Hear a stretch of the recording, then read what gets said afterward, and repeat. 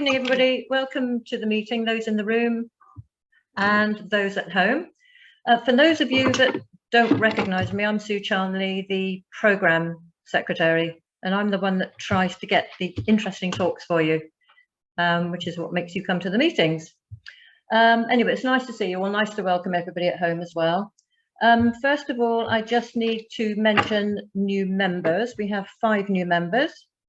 Jonathan Singlewood, Franco Marovich, I apologise if I'm not pronouncing these correctly, Amy Perks, Jackie Leslie and Ian Priest. I don't know if any of those are here or are watching at home, but welcome anyway to the club. We hope you'll have many happy years here.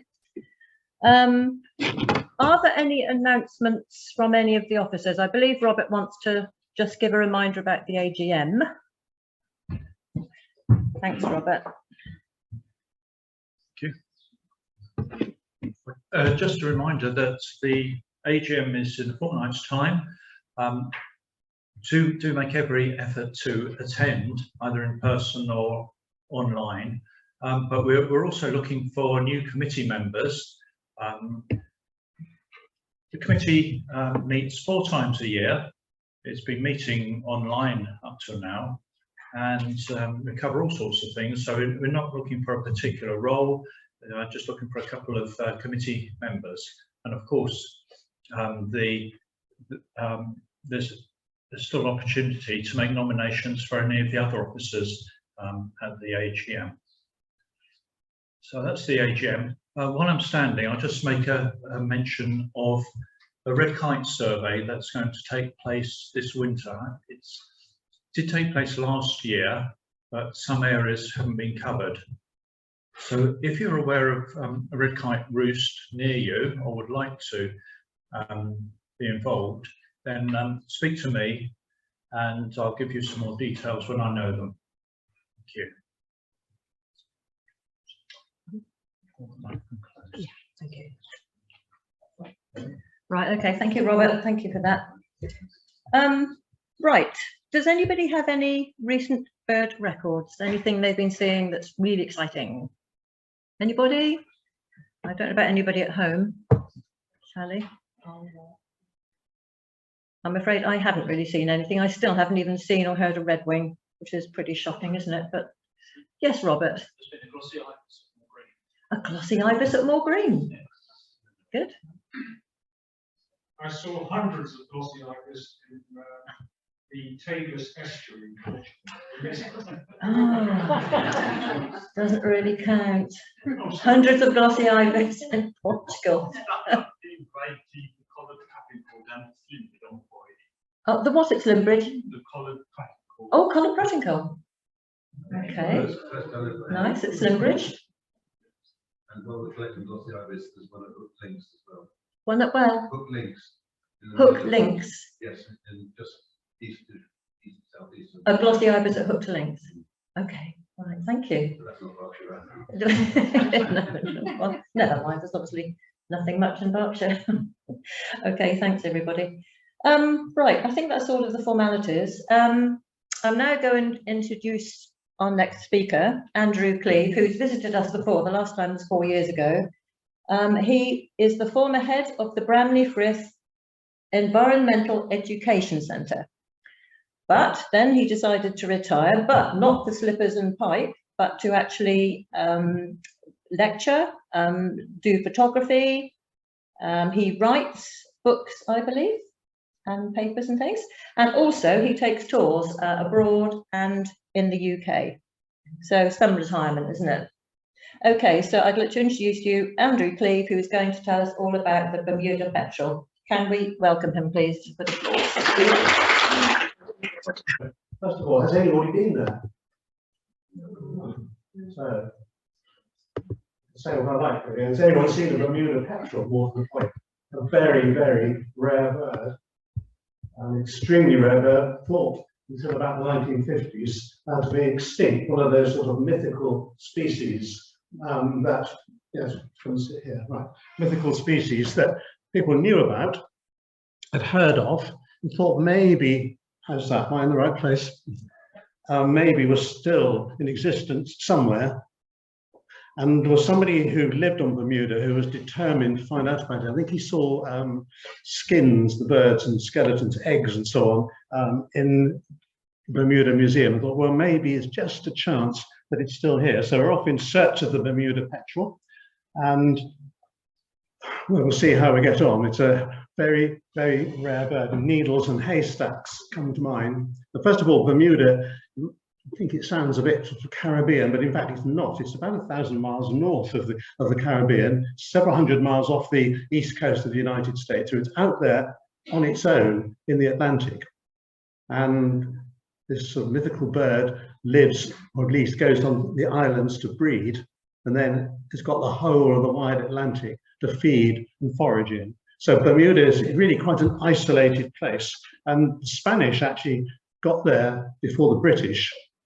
There's a reason why the Spanish decided not to stay.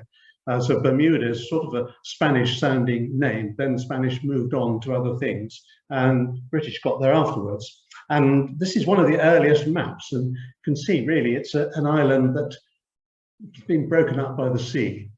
And each year now, of course, there are more storms and a little bit more damage is done. So Bermuda is sort of rather shrinking a little bit, but it's got that appearance of a sort of giant fish hook lying in the sea, with the eye of the hook on the east side and the barb of the hook on the west. So we call it Bermuda, one island. In fact, it's a series of islands and reefs, and they're all more or less joined up. And surrounding the islands is a much larger reef, so actually quite treacherous to get to.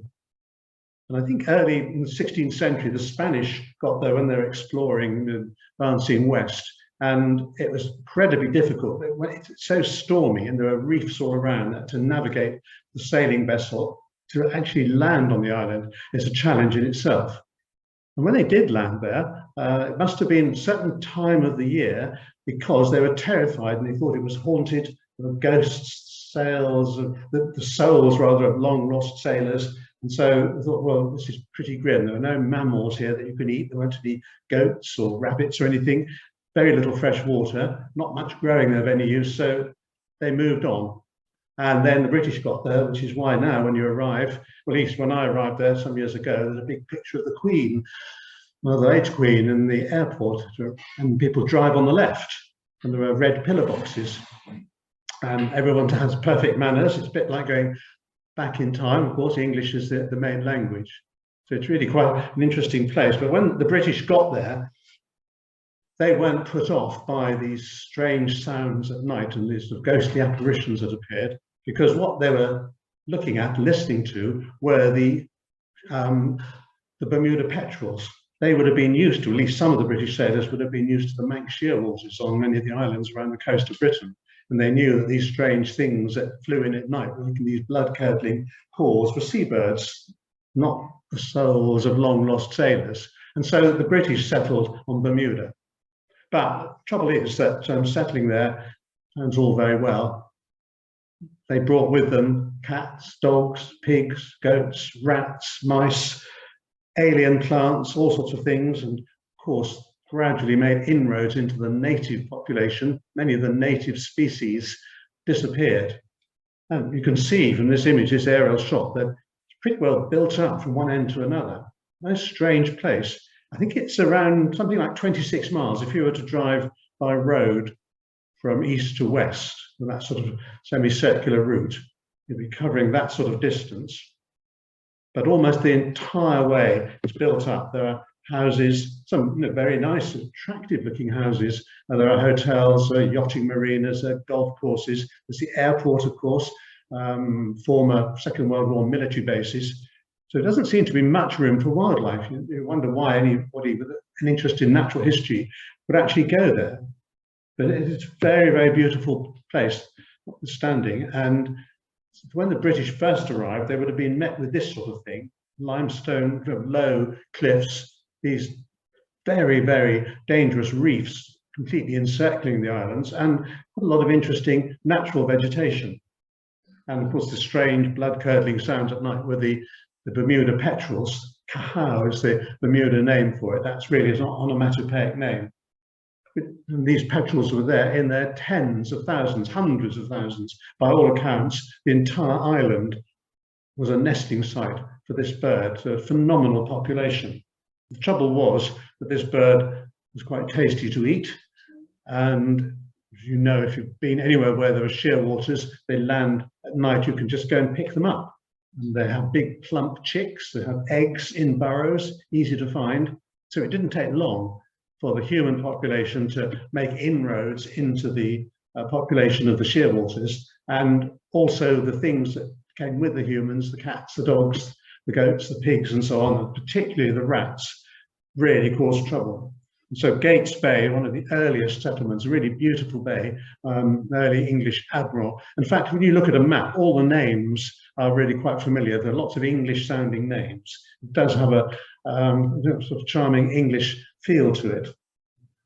Now, there isn't any, or very little, standing fresh water, and there are no rivers or streams, of course, but because it's limestone, there are caves and grottos. In fact, there are underwater stores of water, and they're very interesting caves. Some of them inundate occasionally with seawater, so it's not really a reliable source of drinking water.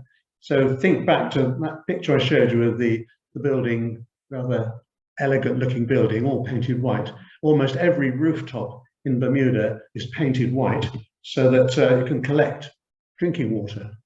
And in your house, you will have, if you stay in a hotel or if you rent a house, which is a good way of doing it, there will be notices about being really careful with water. After it rains, water tanks fill up, so there's enough water for showers, flushing loos, washing machines, that sort of thing. But drinking water is actually quite a precious commodity. One of the limiting factors for humans in a place like this is actually getting enough potable water.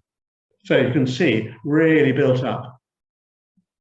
Every square inch, it seems, is occupied. But here and there are, in fact, patches of semi-natural vegetation, nice little woodlands, little copses here and there, with a lot of exotic plants, things introduced that really don't belong there and have crowded out some of the natural vegetation.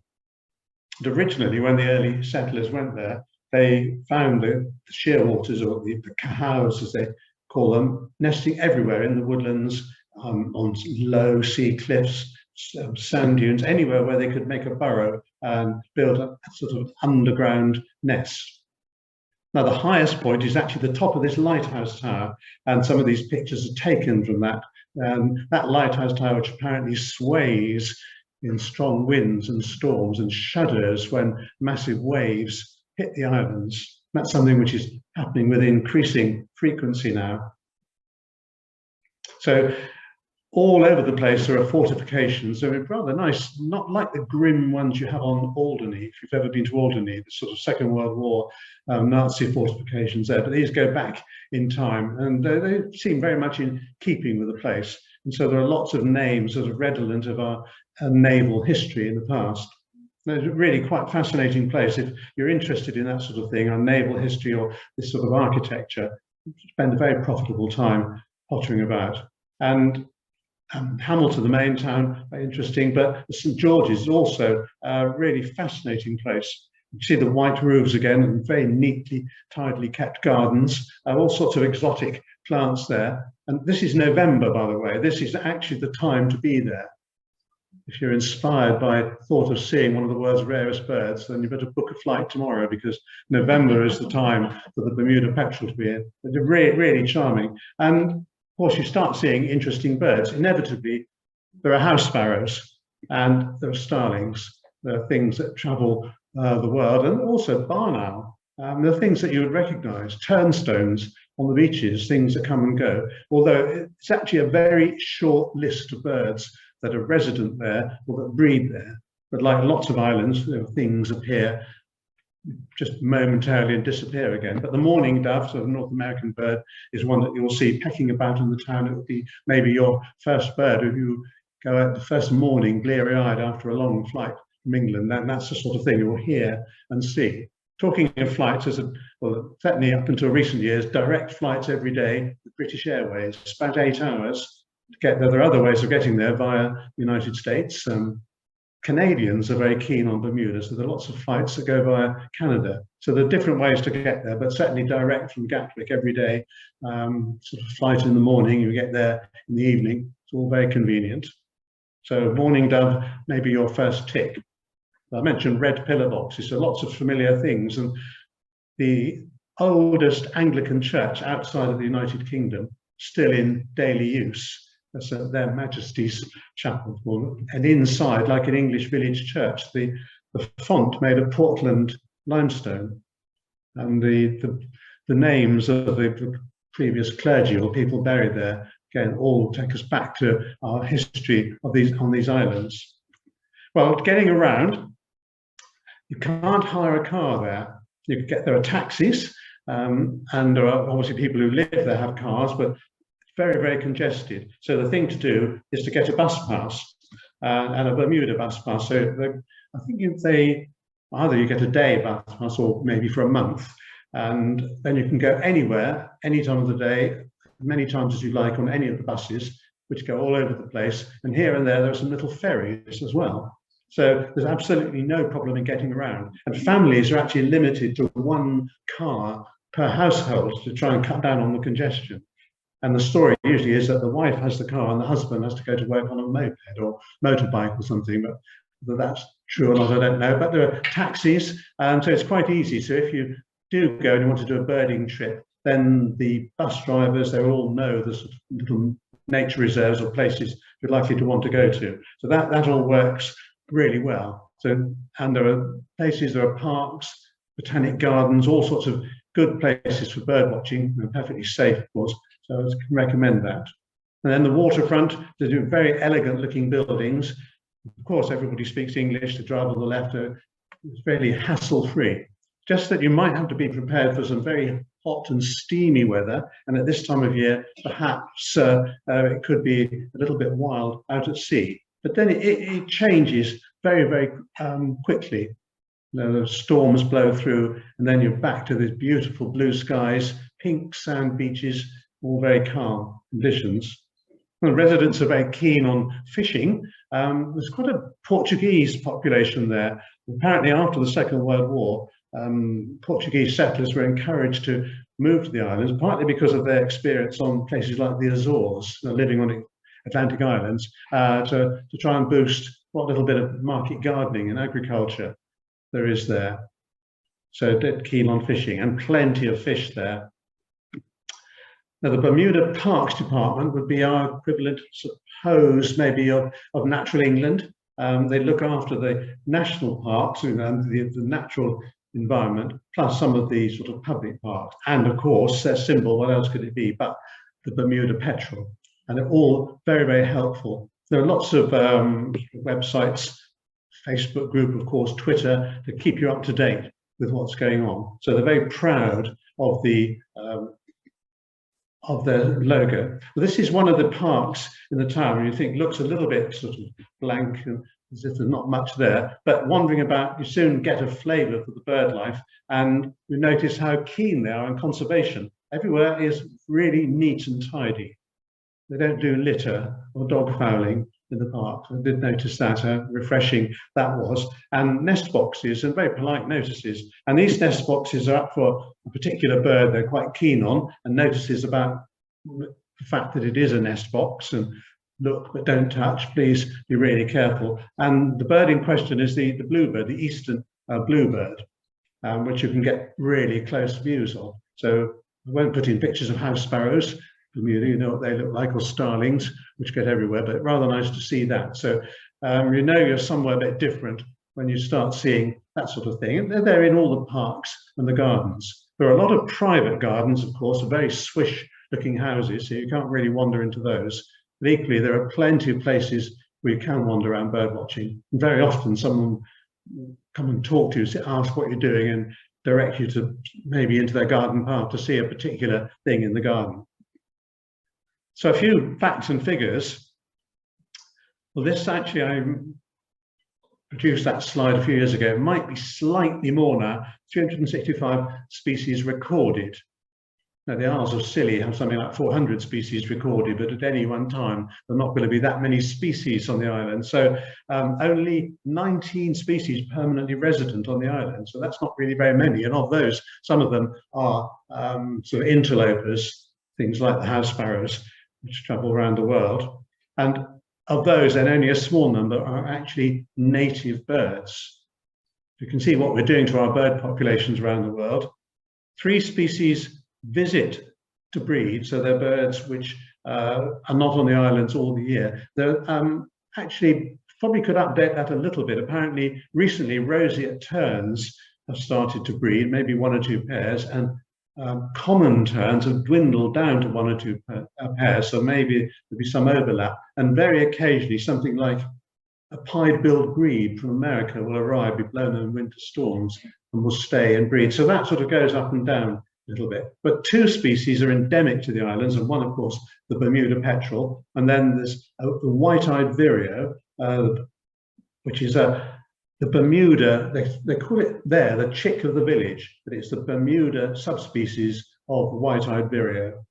Maybe the Bermuda longtail is a bird, a tropic bird, which has its main population centre there.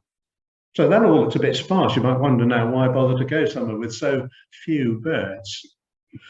But the Bermuda petrel is the one. There's this interesting story of a bird thought to be extinct, and then just about brought back from extinction, but only in our lifetime. So the Bermuda petrel, obviously based on Bermuda, and this map shows the different parts of its range. So the pale blue covers the sort of whole of the range of where this bird has occasionally been seen. So it doesn't quite get to Britain, but Southwest Ireland just, and they're all desperate that one of the Isles of Scilly pelagics, someone might see a stray one. I mean, each year, as people are better at spotting the birds, and each year, of course, there are a few more birds, then there are sightings. Mainly, the sightings are on the east coast of the United States and maybe the Azores. And you can see there are 2 parts of the range, and the pale blue is the entire range, and then the sort of pale green colour is where the birds are in the breeding season.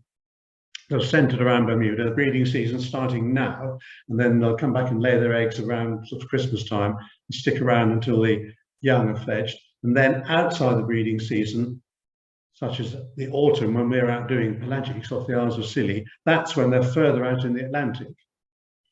Now, to think there are maybe in the 1950s, there are only, well, probably 20 or 30 birds in the world. So the likelihood of anybody spotting one was vanishingly small. And yet, before the days of digital photography, people bird watching on the east coast of the United States, Cape Hatteras, in fact, one of the famous seabird watching places there, people took photographs of birds. Of course, you couldn't look at the back of your camera then. You might have a grainy photograph and blow it up a little bit and magnify and look at it. And there were these tantalizing possible sightings of the Bermuda petrel. People thought, well, maybe the bird is still around. Where could it be? But no one was seeing them on Bermuda. And the problem is it's a nocturnal bird in the breeding season. And outside the breeding season, there's the whole Atlantic Ocean for it. But David Wingate, when he was a schoolboy, when he was in the 6th form, was determined to do something about finding this bird, having seen maybe a stuffed one and a few bones and read about them when he was growing up. And he really devoted a lot of his time to studying this bird, hence being awarded the OBE. And I think his PhD study was on the ecology of this bird. And so he was determined to find it and tried to think, what could he possibly do to locate this bird? Nested in burrows, came in at night. No one really knew exactly when they came in, but started putting 2 and 2 together, following up clues, and eventually he was lucky enough to find a bird in a burrow on the tiniest little scrap of land. And that then told him, well, there are just a few of them around. They did some survey work, found maybe just a handful of breeding birds, and that started off then a study to find out exactly how many there were, why it was such a disaster, why there were so few left, what could be done to get the population back again. Now, everything you do on Bermuda studying these petrels involves being on boats. And if you're in what's called inside the reef, but of course, as you might imagine, clear blue water, calm seas, that's fine. It's when you go out beyond the reef, out into the Atlantic, when the ocean suddenly becomes about a mile deep or more below you. Around the reef, it's just sort of meters deep. In fact, you see rocks sticking up, and then you go out beyond the reef, and suddenly the sea changes. Instead of the broken water, it's a big ocean swell, and the depth gauge, the echo sound will show you that it's getting deeper and deeper, and the sea changes it. But that's the environment of the Bermuda petrel. But how on earth do you find it? One way of finding petrels is to put some fish in the water. And these are birds that feed by sniffing out their food, which could be plankton, it could be offal, it could be trawler, bycatch, all sorts of things. But the petrels, all of the petrels, like our storm petrel and Manx shearwaters, have an extremely good sense of smell, which is actually quite unusual in the bird world. Birds use their eyes more than the sense of smell. But petrels can smell things, and they feed on fish or fishy things. So what's going on here is actually another Bermuda interloper, this lionfish, which shouldn't be there at all. It's a fish from the Pacific, and introduced into Florida, I think, for the aquarium trade, escaped and found its way to Bermuda. And it's a poisonous, dangerous, aggressive fish. And divers are encouraged to go down and spearfish for this thing, being really careful not to touch it. And they have these strange containers, that thing with the inverted sort of red cone in it. It's something that you can put the lionfish in once you've caught it, so you don't get stung, then bring it back up to the surface. And if you can remove the spines without getting stung, that's fine. In fact, I'm told it's very nice to eat. I think inadvertently I did eat it. They do a very nice line in fish and chips in Bermuda, the local fish. But what's happening here is this non-native fish is being chopped up, and we're going to chuck that in the sea in the hope that a Bermuda petrel might sniff out some tasty morsel and come and see it. So we've got to get out to sea first and do this. And so a little group of us on a boat are heading out to sea. A nice calm day there, but you don't really want calm days. That's the thing for seeing shearwaters and petrels. The rougher it is, the more they like it. The windier it is, the more the wind carries the smell, the spray, and the birds think you might be a fishing boat and come and investigate. So you don't really want plain sailing. So a little group of us there heading out to sea, and the guy with the binoculars, some of you might know, is Bob Flood, who lives on the Isles of Scilly, and he is absolutely mad on seabirds, and particularly petrels and shearwaters, and really devoted his life, sort of semi-retirement now, to running the pelagics. If you've been to the Isles of Scilly and been on pelagics, you will have met him, I'm sure. And he sort of travels the world. When he's not on the Isles of Scilly watching seabirds, he's somewhere else. I went to New Zealand with him some years ago. Had a great time finding equally rare birds, the Chatham Island petrel and the magenta petrel, down to about 100 in the world. So here we are, Bob, in his natural habitat, peering out to sea, and we're chopping up fish to chuck in the water. And then really you have to put the hours in just to watch. Everybody with binoculars trained, hoping for a glimpse on the vast open Atlantic Ocean. And you just wait and watch and just hope something will come by. And there's an awful lot of ocean out there with very few birds. But sometimes you might be lucky. And the guy standing up on the left is Andrew Dobson, who's written a very useful book, Guide to Birdwatching in Bermuda. I'll put the title up later. He now, I think, hails from New Zealand originally, was a teacher in Bermuda, now retired and lives in Cambridge. But it's a really good book, very helpful guide to where you can go, what you can see. But sometimes, suddenly, you get a glimpse. Someone yells out, "I've seen a cow or the petrel." And in fact, that's quite close to land. If you're on the land, you would be able to see it because the birds are getting nearer to the breeding sites. So that's just a little glimpse. And then really, this is the environment of the Bermuda petrel. It's out there in the big Atlantic Ocean swells and just traveling over the waves, either searching for food or at this time of year, right now in November, searching for a mate.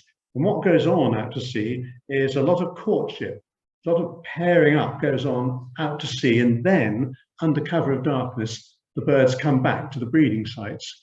Because there are many problems, because there are so few finding another Bermuda petrel.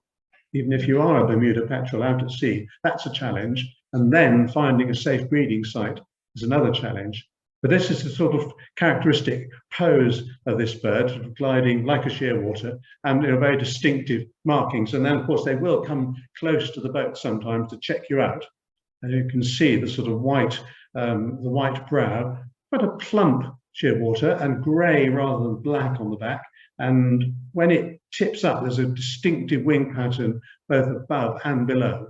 So if one of those did turn up off the Isles of Scilly or one of the pelagics, there'd be red alert. They'd all be ecstatic with excitement, but would of course be able to recognise it, because we're getting a lot better at it now, and all the motor drives will be going into overdrive, and there'll be lots of red stars on the bird guide map saying what have been seen, a real mega. So here we are, this distinctive pattern.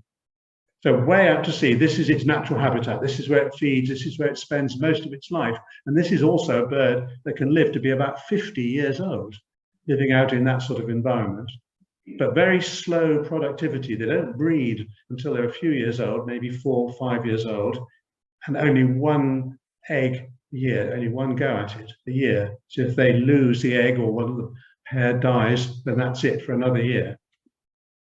So little glimpses, and as it starts to get dark, and then the birds get nearer to the island, and so you head in as well, because you've got to get back in the island between the terrible parts of the reef, whilst you can still see what you're doing, and darkness falls quite quickly, that sort of latitude. So the birds are heading in, but there's a lonely bird doing this very characteristic flight. So it's in the troughs of the waves, but also soaring up, towering, as we say, soaring up and hoping that another bird can see it. And eventually a pair will come together, and then you have this wonderful display of the birds sort of disappearing in the troughs of the waves, and you forget all about the sea being really rough and the fact that it's getting dark, and you really ought to be getting back in, because it's quite exciting to see this sort of mythical bird in its natural habitat.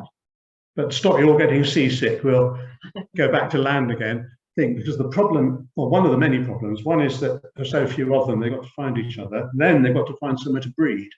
Like all the shearwaters and petrels, they come onto land to breed, usually under cover of darkness, and they have to find a burrow. And this is, the islands are limestone, so you can't really burrow into limestone. There were dunes, low dunes, and areas of vegetation where they could just about tunnel, and there were some natural crevices, but there's great competition for them. And increasing storms are actually damaging the cliffs and the little low rocky islands where the birds could breed. Now, remarkably, this little outcrop of rock was where the last few pairs were breeding. You could paddle out to it.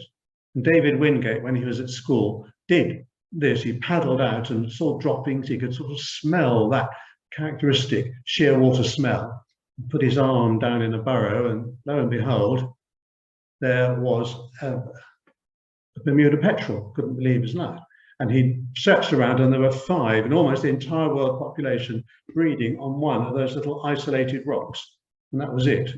And in terrible storms, the sea will break right over those rocks. Now, you're not allowed to go out there because 1 or 2 pairs still try to breed. So he finally established that they were still there and they were breeding, but what to do, because these little scraps of land were very, very vulnerable, and there's nothing to stop anybody going out. There were rats swimming out, there were rats all over the place on Bermuda, so they had to really think some serious conservation was needed. Now, in the Second World War, the Americans had a big air base there, and they're not there now, but you can see the air base, or the remains of it, the sort of barracks, the housing, and of course the long runway, which is now the airport that you fly into.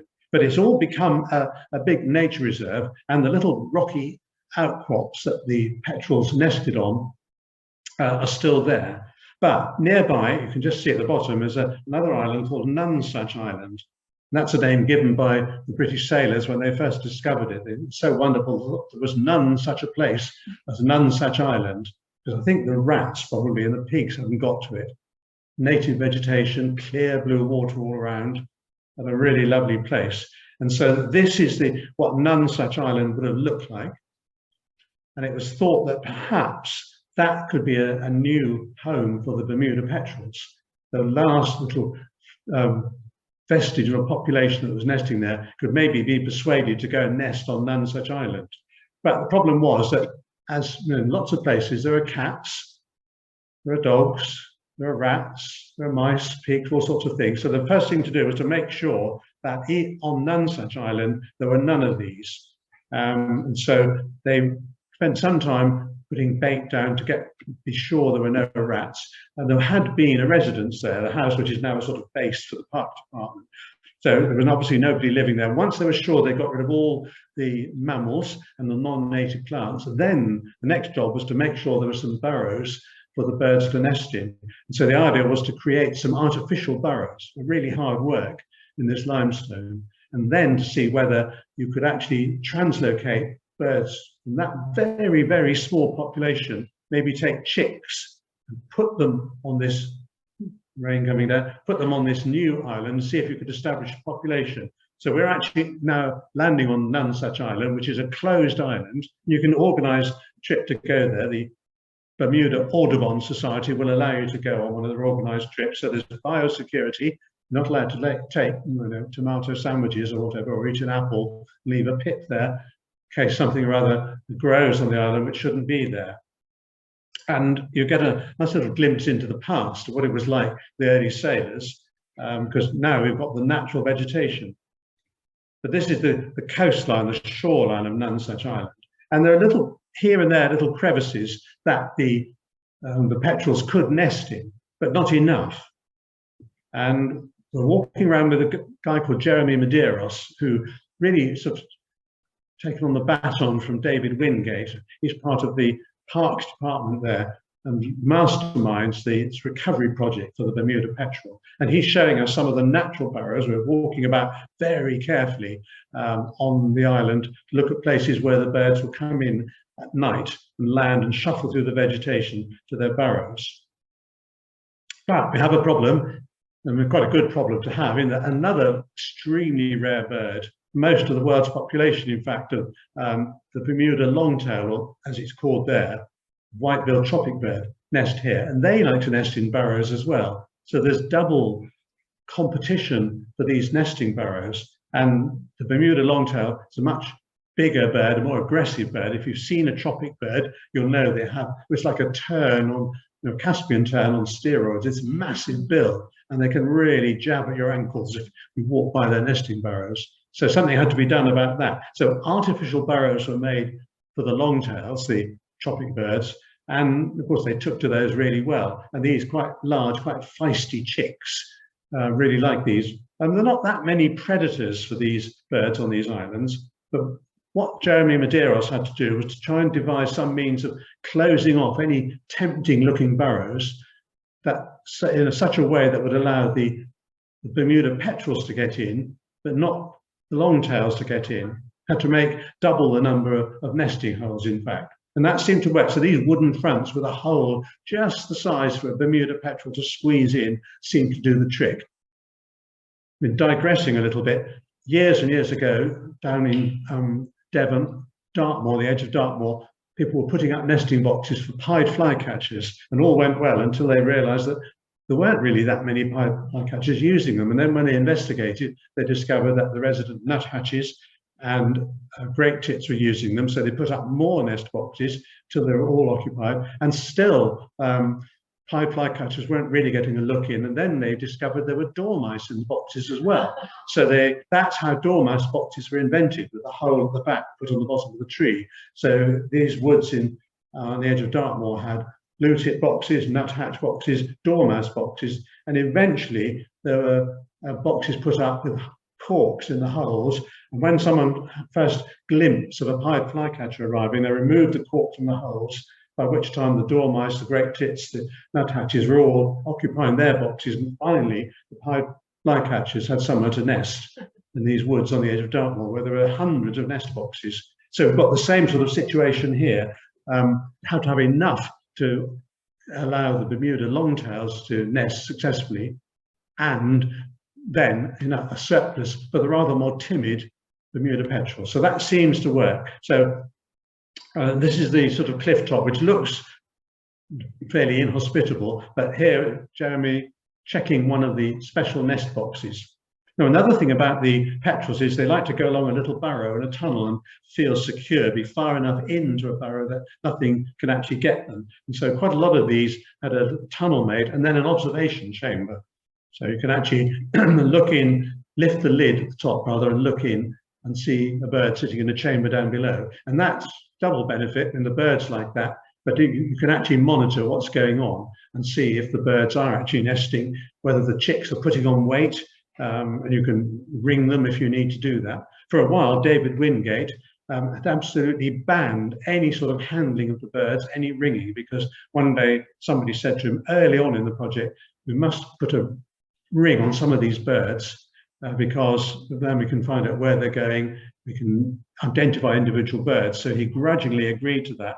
Somebody reached into a burrow, pulled a bird out, and as they did it, an egg tumbled out and cracked on the ground and broke. So that was it. Ringing, handling the birds was off for many, many years.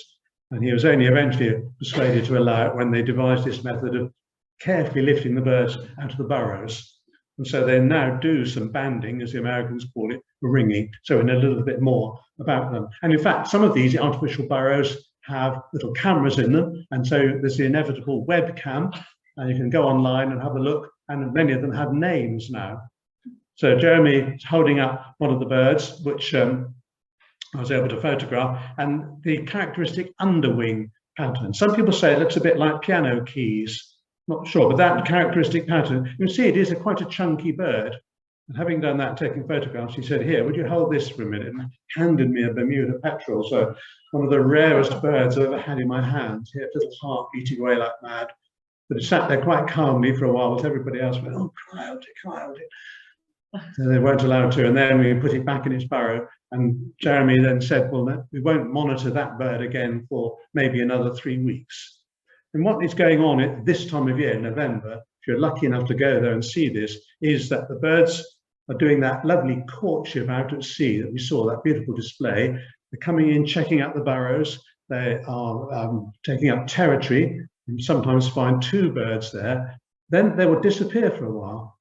Mating will have taken place, but then the females will come back maybe in December after a little gap, lay the first eggs and sit and incubate, and there'll be some changeover at the nests. And then there will, as with all these large petrels and shearwaters, quite a long time of incubation, several weeks, and then a long time before the young are fledged.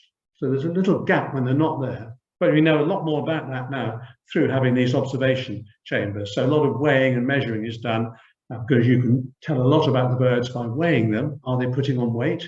Are they maintaining their condition? Have they got any parasites, any damage? And of course, you can have a lovely close look at this really fabulous, this beautiful bird. And what we can see here, those characteristic tube nostrils that enables them to sniff out their prey out at sea, and the slightly hooked bill, because when they're flying, they can just dip slightly and grab items of prey, but also they can dive, all the shearwaters and petrels, so great shearwaters, cories, and our storm petrels will do this. They will actually, they don't dive like gannets, but from the surface they will splash under the water a little bit and pursue their prey. And that's big eyes also tell us a little bit about their feeding habits, because they're quite active at night as well. A lot of them have this sort of smudge, little bags under the eyes, with this dark smudge under the eye, which is thought to be a way of just sort of minimizing the glare up from the sea, looking down at water all the time, would have that effect. So really beautiful bird to look at. Now, imagine if you're a starving sailor, you've just arrived on land and you need something to change from salt fish or hard tack, then big plump baby shearwaters or petrels would be just the thing. So this is not even near fledging yet. They just grow and grow and grow. They can hardly waddle. The parents come back and feed them, and they will eventually, parents will get tired of this and go and leave them, and the chicks then live on their reserves and eventually fledge. They start off like this, quite adorable little things, again on Nonsuch Island, brought out of its burrow, blinking in the sunlight, so it can be weighed and measured. And a lot can be told about the condition of these birds by monitoring this, and individual birds then, because obviously they're tied to a burrow, can be studied. And to look on Cahao, as it's called, Cahao Cam, you can follow the progress. But eventually they start showing a little bit of adult plumage, and this downy plumage drops away, and you can start seeing the primaries and the feathers, the adult feathers are underneath. So that means it's time for them to go. They're going to have to head out to sea, by which time the parents will have gone, cleared off and left them. So this is Nonsuch Island again, a beach which nobody's allowed to land on. This is some years ago, but look at the plastic. We didn't go down and clear it all up, but even there, in that remote part of the Atlantic, there's plastic debris, there's pollution, There's a lot of natural material there, plenty of seaweed, but it is, it's quite a hazardous environment out there. And that's on a calm day, but we were told that sometimes the storms can hit that part of the island so much so that the whole island, this is Nonsuch we're talking about, the whole island will just shudder the impact of the waves. And each year the storms are more frequent and more severe, maybe come a little bit earlier. So it's pretty grim for the human population. We were told that Bermuda can survive for about 10 days without ships coming to supply them. They can't really grow enough food of their own. Presumably they've got deep freezes and stores, but unless the planes and the ships can come and bring them supplies, the human population can't be sustained.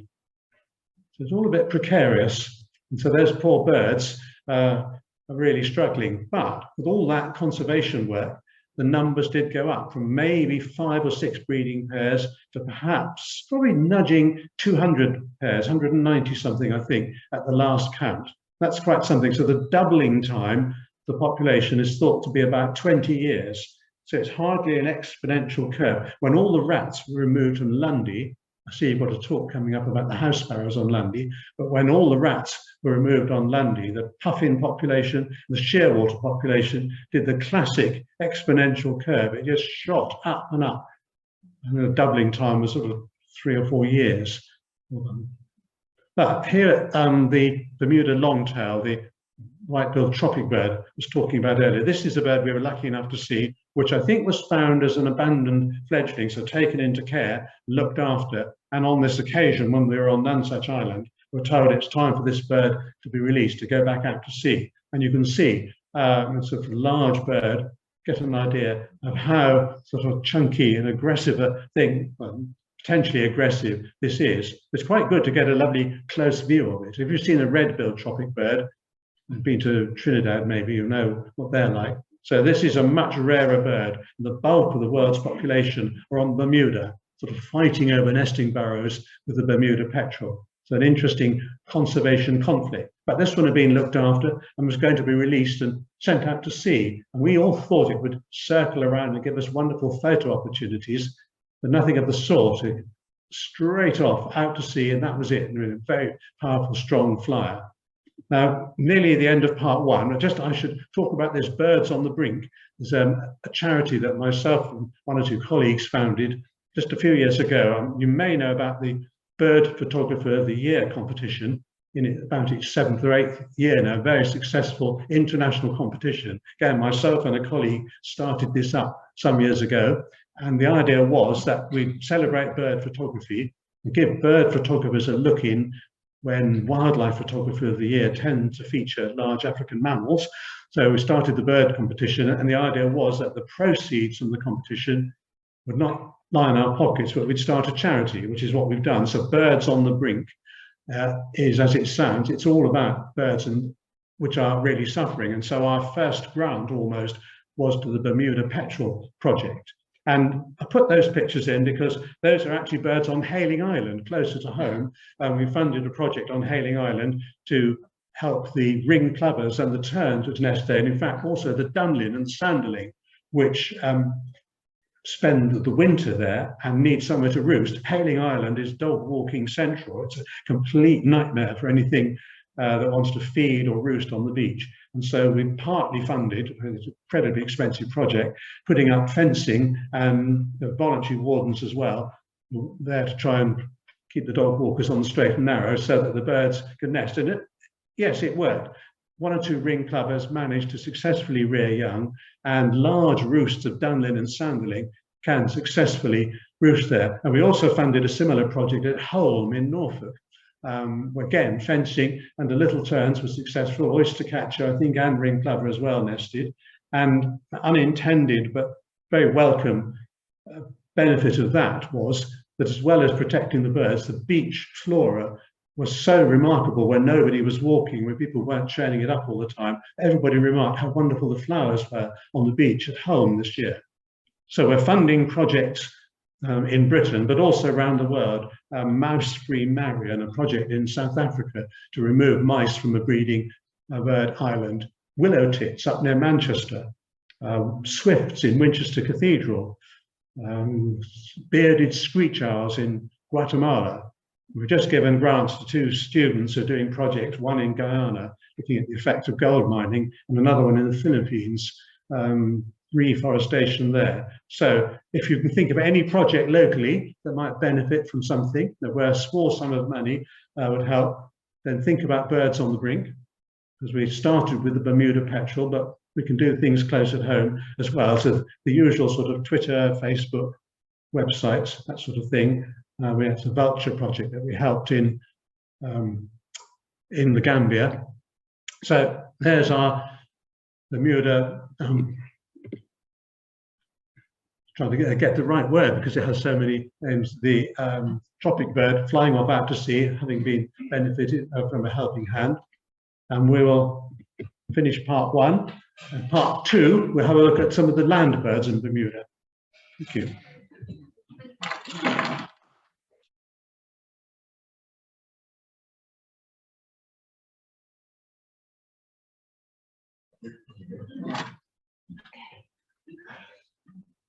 Well, a November Sunday afternoon in Bermuda. Are you tempted? Yes.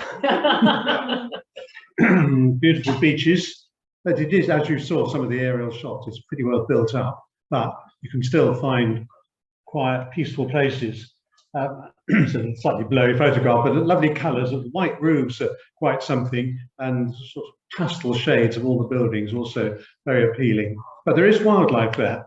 We turn our backs on the sea for a moment. There are all sorts of things. One thing you'll notice, the first night that you're there, if it's a humid night, you'll hear shrill, whistling, shrieky sounds coming from outside all over the place. You go out and look, you can't see anything.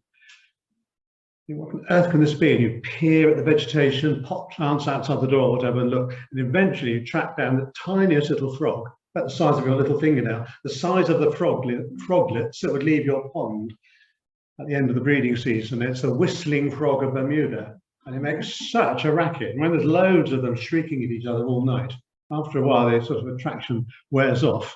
Whistling, that is a native species, but then there are lots of skinks and there are various sort of lizard type things that have found their way there from other sort of tropical regions. So if you're interested in amphibians and reptiles, pretty good. If your butterflies are your thing, there's only, I think, 8 species there, strangely.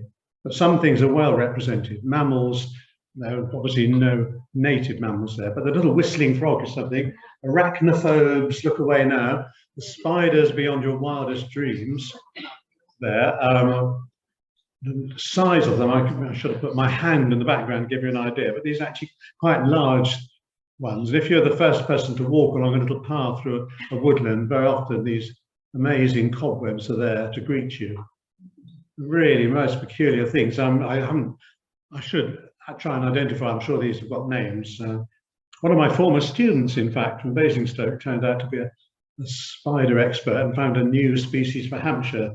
You know, I think I'll get him on the case for these, for them. But there is some sort of hint of natural vegetation. There are beaches that haven't yet been developed, don't have hotels or yachting marinas, golf courses, whatever. And there are all sorts of things that sort of plants that you vaguely recognise, things related to the convolvulus, the bindweeds, which produce large floating seeds that are dispersed around the sea. And in fact, the seeds of some of them occasionally end up in Pembrokeshire, Cornwall, the Isles of Scilly, these drift seeds that find their way North Atlantic drift coming across the oceans. And these are very good places to set your own birding. And you could have all your years on the Isles of Scilly rolled into 1 week. A whole list of transatlantic vagrants with things that regularly overwinter there, like the black and white warbler. People will go mad, go and see this. My first ever black and white warbler I saw in Devon long ago, long before the days of pagers and the internet. And you phoned each other up, piled into cars and drove through the night to get down to Devon to see this sort of thing. So black and white warbler, not that far from home. The general drift of warblers in North America in the autumn is to head south down to Costa Rica, Panama, or even further south in South America. But like our birds, they get blown off course, so Bermuda is not a bad stopping off place. And so pretty good, and lots of things like that to look out for. And some of the places look a little bit forbidding, but it's land, and land birds will stop there if they're blown off course, but there are things that might be looking out for them. And one of the rarest reptiles in the world is this little Bermuda skink, which is possibly only just on Nonsuch Island. And strangely, it can be tempted out with little bits of cheese. Now, said you mustn't have a tomato sandwich and leave tomato pips on Nonsuch Island. But apparently, you are allowed to put little fragments of cheese out, tempt out this skink. Now, why it's interested in that one, really, it should be feeding on little frogs or spiders, I don't know. But there is natural vegetation, as I said. In some places, there is sort of dense brush, ferns, particularly tropical plants, and some tree cover above. And this is one of the places, when there was more of it, where the Bermuda petrel would have nested. But there's little scraps of it left now. And this is the sort of place you should look out for the Bermuda white-eye, this endemic bird. This is a vireo, white-eyed vireo. So a very rare bird. It's one of the things you would have to go to Bermuda to see. Apparently the local name for it is the chick of the village. Maybe because it's in villages in where people live, not that bothered about people, but it's not too difficult to find. You can pick it up on the call, just about, quite a shrill call. But there are places like this where you can wander along a nice coastal path, and interesting flora and interesting butterflies as well. They're looking for all the world like a clouded yellow, but the orange sulphur, the name for it, to one of the resident species. So here and there they haven't yet developed, but I'm told that the development is still going on, despite the fact they haven't really got enough water to sustain a huge population. David Wingate, the person who sort of rediscovered the Bermuda petrel, apparently liked this place called Spittal Pond. When he was at school, he'd sometimes bunk off if someone said a rare bird had turned up at Spittal Pond. And so it is a sort of slightly brackish pond below a little bit of a cliff near some houses. It's a nature reserve now, so it's protected, and there are paths around it. And Spittal Pond has some interesting native mollusks, tiny little things. I mean, nobody really bothers with things like that, but it's a native species. But also interesting things will turn up. No terrible pictures here, better ones coming up, but right out in the middle of the pond, obviously quite shallow, things like the greater yellowlegs. Both greater and lesser yellowlegs regularly turn up there, and quite a lot of other North American waders. So a good spot to actually search around for wading birds. And just here and there are little patches of mud, or little wallows. There's a little bit of farming, areas that aren't manicured golf courses. And if you can seek those out, then it's well worth it. This time of year, particularly when there are migrant birds on the move, all manner of waders could be there. Dowitches, for example, petrel sandpipers, least sandpiper, and all sorts of things. Now, here and there, some of these reserves are sort of turned into formal reserves. So boardwalks are notice boards. So I don't think there are any hides anywhere, but the information centres that will tell you what to look out for. And on this particular one, there's a notice about a little fish, one of the very few freshwater fish on Bermuda. Looks like a little minnow, about the size of a minnow, the killifish. And that was down to almost nothing. And then somebody realised that they were losing it. So some conservation measures built some little ponds for it, tried to isolate the killifish and ponds where some of the other species couldn't get at it. But the bad news was that terrapins were introduced. And the pet trade in North America is quite a big thing, particularly Florida. And exotic things that people like for a while. It's a sort of fashion statement to have terrapins in your pond, and then you get fed up with them, so you just tip them out into the nearest creek, and of course then they live in the wild, or they get transported to places where they don't belong. So there's sort of good news and bad news. But here, I think that little fish is just about surviving. And this one is an introduction from Jamaica, so not that far away, Anole. It's just a sort of a skink, tree climbing lizard. And I think the little frog would be good prey for that. But there, as you've seen, there are spiders, but also there are cicada-like insects. Enough things there for the Jamaican anole to make quite a good living. And I don't think it's any threat to the native skink. But birds come and go. And so things like tricoloured heron, the little green heron turns up sometime as well, will appear. They're not resident birds there. They'll sometimes come and stay for quite a while. But this time of year, autumn onwards, is a pretty good time for birding there, because not only you've got obviously the rare native species, but the chance of North American rarities turning up as well. Again, looking quite at home. Now, I don't know for Archers fans, if the Grundys lived on Bermuda, this is the sort of establishment they would run, I think. Rather, I was surprised to see it. Everything else was so spick and span, perfectly tasteful colour schemes, the white rose, the bougainvillea, the lawns, the palms in pots outside, so on the red pillar boxes. But here and there, well, a little bit of a pickle, but ideal, of course, for the birds and for the photography. A nice muddy scrape. A colleague of mine, Paul Sterry, my co-founder of the Birds on the Brink charity, keeping to the undergrowth there with his big lens, doing what he likes best, lying in the mud, photographing waders. And this little muddy scrape had all sorts of delights on it. We thought there's a whole collection of North American waders that each one would cause a stir on Scilly, or they turn up anywhere around here. So semi-palmated plover, they do turn up occasionally in Britain. You know, at a glance, you think, oh, ring plover, but you need to look closely. Semi-palmated, there are little webs between its toes, but you don't always see that feature. I don't think they ever stay and breed. I think the killdeer, which I haven't got pictures of, very occasionally stays to breed, but this is absolutely perfect. Little undisturbed muddy pool. And lying down, the cattle, I don't seem that bothered. Getting nearer and near, the birds aren't that bothered either. And there are no wardens to tell you off, and no other bird watchers to tut at you, standing half a mile away. So, and the birds seem to be perfectly happy feeding here. So close views of all sorts of nice things. So pectoral sandpiper, I mean, these turn up in Britain now quite regularly. We're getting better at spotting them. I think every year they're dotted about the country. I saw one in Oxford this time last year was the one, or was it early? Yeah, on Port Meadow. There were inland records, but quite nice to see it here. So fairly common North American wader, obviously enjoying this muddy pool. So pectoral sandpiper, sort of like a dunlin, but bigger and better in every dimension, and that distinct chest marking. How about this one? This would cause a stir. The least sandpiper turned up. You hear that? I think there'd be many a bird watcher rushing to see it. I did see a least sandpiper, I think many, many years ago, down in Cornwall somewhere. And I'm not sure whether there hasn't been one on Lundy, long time ago, long before the days of the internet. So a tiny little thing, almost like a little stint, that sort of size of bird.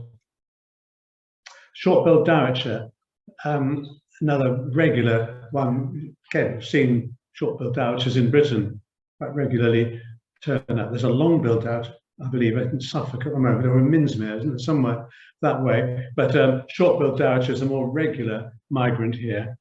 So that one little muddy scrape had all sorts of delightful things, almost one afternoon's photography. But there are actually quite a few places like that if you can spot them.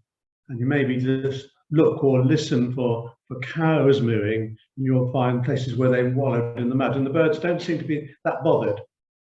Quiet little beaches as well. They're all worth checking. If they're not obvious touristy beaches, there'll be waders running up and down. Mostly it'll be turnstone, but it's worth just checking and see what else you can see there. And here's Andrew Dobson, the guy who wrote the book about where to watch birds in Bermuda, Bob Flood on the right, looking down because we could hear a sort of shrieking sound on the cliffs down below us. And these kingfishers, belted kingfishers, came by. Very occasionally, one of those turns up in Britain, all the way from America. So it's a big, noisy, showy kingfisher. And although probably are not breeding there, because it's a big, powerful bird, it can easily cross a few hundred miles of ocean, then they're quite happy there. And also in their native range, they feed quite happily in the sea, as well as along rivers and estuaries. So we're starting to notch up quite a good list. So quite a number of other things that we saw but didn't photograph on. We'd be here all night if I started putting all the pictures in. So there are lots of really fascinating things to see. These beautiful pink sand beaches, another feature. And this is not quite peak holiday season. Apparently Canadians are very keen on going at this time of year to escape the start of the gloom of the northern winter. And the pink sand and blue warm sea is quite an attraction. But some of the beaches do get covered in seaweed, one of those lovely old forts in the background. And the seaweed is actually from the Sargasso Sea. It's a sargassum weed.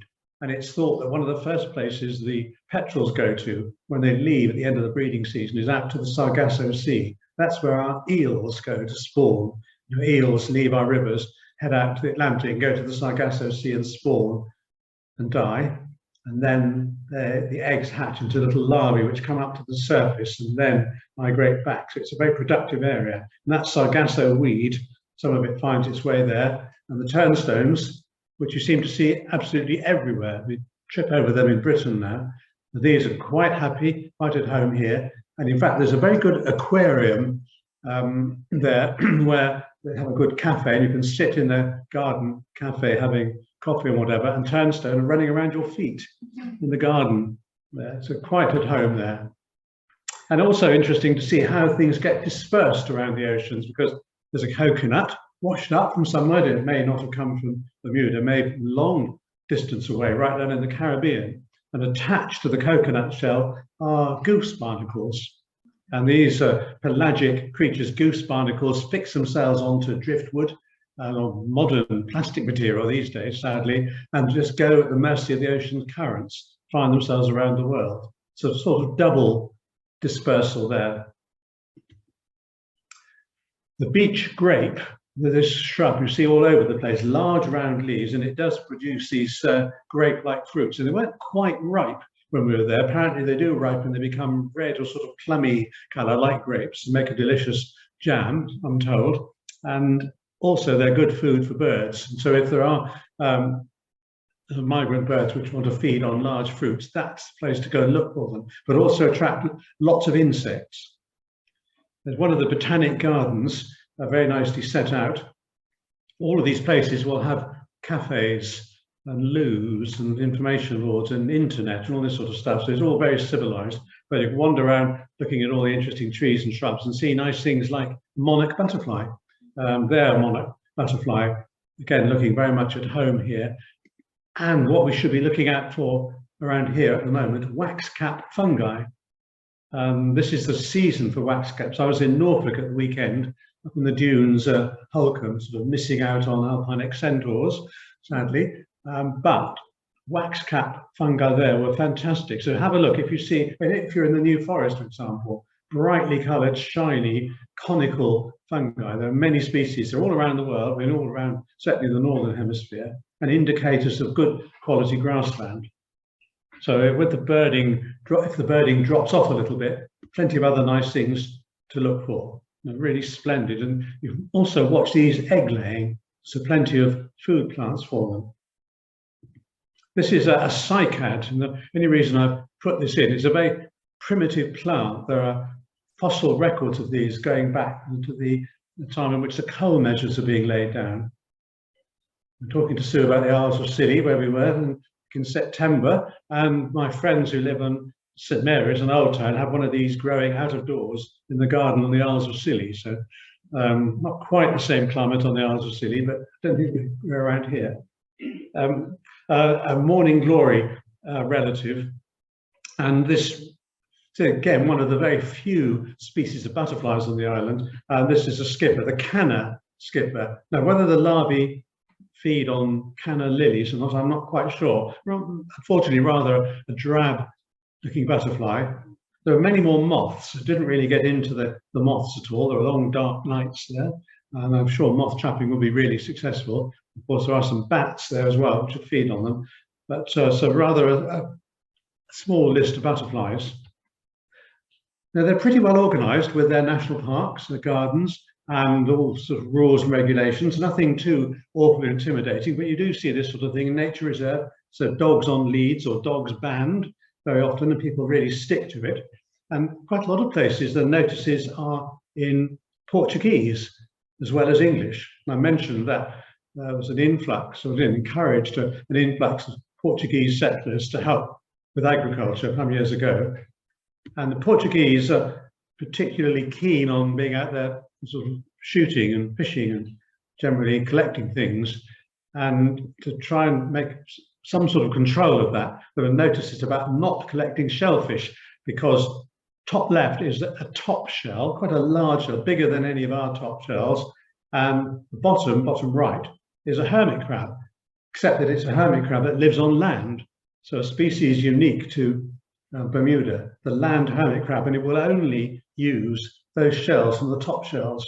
And after the Portuguese first arrived, it was realized that there were far fewer of these top shells because they were collecting them and eating them and dumping the shells where the hermit crabs couldn't get at them. The hermit crabs live on land, but go to the sea to spawn. So once a year, they go there for breeding and then change their shells if they can find them. But without the top shells, there are no land hermit crabs. But that little bit of regulation seemed to work really well. Now, Andrew Dobson, the guy who wrote the book, gave a couple of us a lift one day, and I was sitting in the back of the car peering out, and we drove alongside one of those lovely beaches, and I looked along the strand line, as you would, and I said, oh, it's nice, there's a willet down there, and it screeched to a halt. I didn't realise that a willet was actually less than annual on Bermuda, so that was a good bird for him, one for his year list, so stopped, and this willet just, a nice, oh, sorry, let me just go back, behaved itself very well, not at all bothered about 3 or 4 photographers and big lenses turning up on the beach. So we were all able to get really nice photographs of it. So it was quite good to have found a bird for the guy who wrote the bird book. He was very pleased about that record. So not a regular. Back on Nonsuch Island, looking inland away from the places where the petrels breed, there is a rather sad little graveyard. And one of the headstones, I think, has the name Knut Andersen, so Danish name maybe, sailor who ended his days there. There are a lot of places like this where sailors who came to grief were buried on the island. But these little places actually are quite good for bird watching. Generally not that many people around and not too cultivated, a little bit overgrown and quiet. And one interesting thing that we found there, not just there, but other places, was this. I wonder who's seen one of these. I saw one on the Isles of Scilly some years ago, and there was a mega twitch. This is an oven bird, which is a sort of a bit like a cross between a goldcrest and a very large pipit. You can't quite see, it does have a little golden crest, and it bobs up and down all the time and lives in dense vegetation. One turned up years and years ago on Scilly, up at Trenoeth under all the pine trees. A really difficult place for people to see it. It was a major twitch there, but these regularly overwinter here on Bermuda. So a North American species, a little bit lost, but no problems, it probably can find its way home again. A palm warbler, another one, not a breeding bird there, but a regular autumn winter visitor. So not quite in full breeding plumage. And we could go on, a Tennessee warbler we didn't really get nice pictures of, and I think red-eyed vireo as well. And I think 1 or 2 more waders. We did actually see killdeer, but they're inside the airport compound. You're not supposed to poke big lenses through airport fences, so they're very keen on that.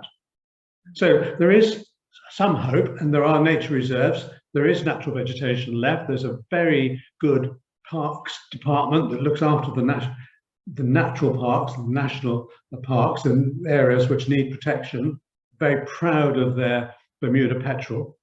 So they're really quite keen on it, and there are limiting factors to the building. So just hope that it does remain a place that's well worth visiting for a natural history holiday.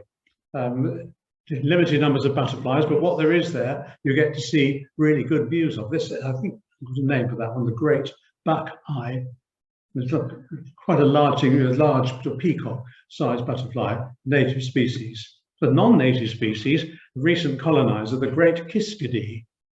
And if you've been down to Florida, or maybe you've been bird watching in Costa Rica or Panama, you would have seen the kiskadee, and that's its call. That's what it shouts out first thing in the morning, kiskadee, what you hear. And this is like a flycatcher gone mad, a sort of cross between a flycatcher and a shrike. It's sitting out in the open, and it would look for a butterfly like that. A big showy butterfly would be the ideal prey, or a beetle, or maybe even one of those little frogs, if it could see it. So not entirely good news, because the kiskadees can look after themselves quite well, and it's just a risk that they might, having recently colonized, start out competing things like the chick of the village, the Bermuda white-eye. Now, I think we had a mourning dove to start with, didn't we? So a ground dove, another common species, tiny little things. I think our collared doves are small, and these are really sort of compacted down in every direction. And of course, they do feed in little flocks on the ground. You generally get quite close to them, have a proper look. And again, I'm mentioning places like Costa Rica or Panama, good birding destinations. You'll find similar things there. It's that sort of habit of feeding towns, gardens, dusty, dry places, often overlooked because it's not brilliantly colourful.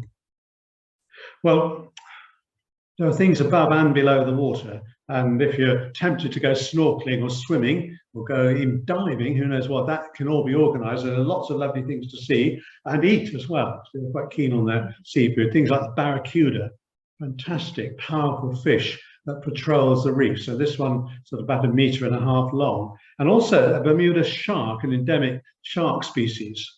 Apparently they used to make something, a sort of a barometer using shark oil. How much of this is true, not really sure, but sharks yield a great deal of oil from their livers, basically. And this is a sort of weird weather gauge.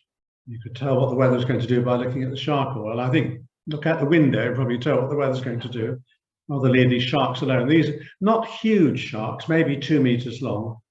So this is a sort of Bermuda weather gauge using the shark oil. I think there may be a large pinch of salt. The surgeon fish, another one with beautiful exotic inhabitant of the reef, called the surgeon fish because near the tail you can see that blue structure. It's a sort of sharp projection, a bit like a scalpel or a lancet. And possibly, it said other fish sometimes get up near to the surgeon fish, brush into it. And this is not a very nice name, a grunt. Quite a number of these. Whether they do, they live in shoals. Again, got a reasonable sized fish. And I don't know whether they produce sounds under the water, but just one of many colourful inhabitants of the reefs. The parrotfish is actually responsible for the pink sand. It's got pretty powerful teeth and jaws, as you can see. Very, very sort of muscular looking fish. Big, powerful jaws, open, the mouth can open quite wide. Powerful teeth can bite off lumps of coral. It breaks the coral down and eats the sort of fleshy bits inside. As you know, coral really is formed by an animal. So you have the calcareous chalky skeleton, the fleshy bits inside. And so all the calcareous bits pass through, and coral is multicolored. And so what comes out of the other end of the fish is the stuff it can't digest. And in fact, it's basically sand, and it's pink sand because it's ground up coral. So it all ends up getting washed up on the beaches. So this is the chap which is responsible for those wonderful beaches in Bermuda. Well, I hope we've had a little bit of a flavour and a really good conservation story. The bird we thought was extinct, literally brought back from the brink, just a few pairs of barely viable population now on the way to recovery, but there are still problems because of storms and damage to the environment, but there are enough people looking after it, but also a nice place to go for a relaxing birding holiday. The Bermuda longtail, the chick of the village, petrel are all there waiting for you, but lots of other nice things as well. And in November, weather like we've got at the moment, I think it might be a pretty good place to go. So there are guides to help you. Andrew Dobson's book, well, published about 20 years ago, but even so still worked really well. And also, if you want to find out more, this story of the Bermuda Petrel, story about David Wingate, this book, Rare Birds, is the one to get. If you Google it, it will all come up. It's, well, a most interesting read. And so I'll leave you with this beautiful petrel, this bird, literally in the hands of the person who brought it back from extinction. You think how we might never have seen this bird if he hadn't persisted with that. Those little rocky islands with 5 pairs left on them might well have been washed away by a terrible storm, and that would have been that. Well, thank my colleague Paul Sterry, who provided many of the photographs, and the Department of Conservation there, which were most helpful.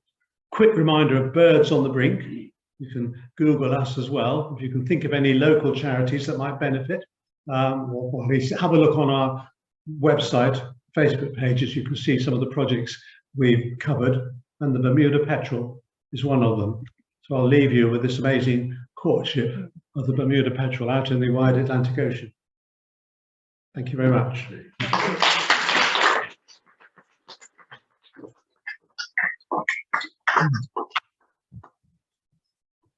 Andrew, that was really lovely. I'm sure we all really enjoyed that. I feel I've learned a lot. And it's just so heartwarming to hear how people want to save these birds. It's great to see that slow recovery of the Bermuda Petrel. Beautiful bird. I was intrigued by the shape of its top bill, actually, that hooked shape. Yes, fantastic. Is there a reason for that? Just because they feed over the open sea, just grabbing prey without having to get too far down into the water. Is it unique in the bird world or not? Not really, no. A lot of the petrels have bills. Do That they? sort of feature, yes. Yeah. I'm sure Andrew would like to answer any questions if anybody has. Excuse me, I'm going to have to cough. Sorry. Does anybody have any questions, either here or at home? Are there any questions coming up? Robert? Yeah, roughly how many Bermuda petrels do you think are living there at the moment? And also, if I was to go there for a week, would I be lucky to see one or likely to see one? Robert is asking how many Bermuda petrels there actually are on the island, and how likely would he be to see them if he went there for a week? Is that what you said, Robert? Yeah, thank you. Well, it's thought maybe they're nudging 200 pairs now. So that's quite good. It's very difficult to census them. Probably this time of year, if you went there now, and you talk nicely to the Bermuda Audubon Society, they would tell you when there were boat trips going out. Quite regularly they do that. You could go on one of their trips, and that would be a sure way to see one if you're out there long enough out at sea. Or you ask if you can go to Nonsuch Island. Again, the Bermuda Audubon Society would be the ones, and they would, not every day, but they would have trips to Nonsuch Island, and then someone might magically pull out of a hole in the ground if they're doing their survey work. And what you pay to go there and do that contributes to the conservation work that they do. But so this time of year, and people do also see them set up their scopes on land at certain watch points, and they do see them from land just by sea watching at sea, late afternoons and evenings. So there's a very good chance of you seeing it. So Andrew, when did you say would be the best time of the year to see Right them? now, No. November is the time. Right. Yes. I think Robert now knows what his next trip is going to be then. Thank you. Does anybody else have a question for Andrew? Do you anybody at home? The Sally. range map that you showed earlier with the where they are in the breeding season and non-breeding, was that mainly based on observations on people seeing them from ships or from other information? Yes, as far as I know, there's no sort of radio tracking, satellite tracking that may be coming. But no, it is just from chance observation. So watching from the shore in North America, and then we've said from transects on ships. And I think in the Azores, they're more regularly seen because that's where they go outside the breeding season. That's where they all go to feed. Thank you. Anybody else? Robert again. Is any work going on to try to remove some of the introduced mammals, the cats, the mice, rats? Robert is just asking again about any work that's going on to remove mammals on the island, if it has to be ongoing, or whether they did remove them all before on that Nonsuch Island, because he said they were removing mammals, Yes. I believe. I think, as far as I know, only on small islands like Nonsuch Island that are actual islands detached from the mainland of Bermuda. I think it would be impossible on the whole of Bermuda to get rid of them. So it's only on these isolated breeding colonies where they can do that. And they're monitoring all the time, of course, checking that rats don't somehow inadvertently get onto Nonsuch Island, onto those little outcrops. So what did they do with the cats? Probably nothing awful. I think they were taken to the mainland. When I went to the Chatham Islands, New Zealand, to see the Magenta petrel, the Chatham Island petrel, in the warden's lodge there, there's a chalkboard inside the door, a scoreboard up, cats, possums, rats. And I'm afraid they take no prisoners there in the Chatham Islands. But nobody lives on Nonsuch, do they? No. No. I'm just interested to why the cats were there. Well, yeah, it's a lovely house there, so somebody did live there until relatively recently, until they really started this project. And actually, the house is now, it is habitable, and then people stay there sometimes for research. But it's not a sort of swish villa with a swimming pool or anything. No. Anybody else? And no other questions, Sally, on the web? Nobody's asking anything. I've put a note in the chat to say to ask to unmute themselves, but nobody's responded. Okay. Can I ask Okay. a question? Yes. Are these birds now, Bermuda Petrel, are they now completely safe from extinction? A lady asking in the audience whether the birds are now completely safe from extinction. Safer now than they were, say, 40 or 50 years ago. But there is a danger. You have the entire world population nesting basically on one island. And if there was a really awful storm with some serious damage to that island in the breeding season, then they would be in trouble. Or if somehow or other, I don't know, there's a shipwreck or there are rats or something got there, and bird flu, who knows? Yes, oh yes, yeah. But when they're out feeding, when they're away from the island, away outside the breeding season, they're dispersed over such a vast area that the chances are nothing would affect the whole population there. It's really the breeding season when they'd be vulnerable. It will north of the hurricane. Yes, but they do get pretty awful storms there sometimes. It's a Trinidad and Tobago escape hurricanes in that end of the Caribbean, and up there, no, I don't know, it's sort of away from Florida or whatever, but they do get really serious storms. Okay, so if there are no more questions, we'll thank Andrew once again, in the way we do, please, for coming to tell us all about the lovely Bermuda Petrel. Thank you, Andrew. Thank you.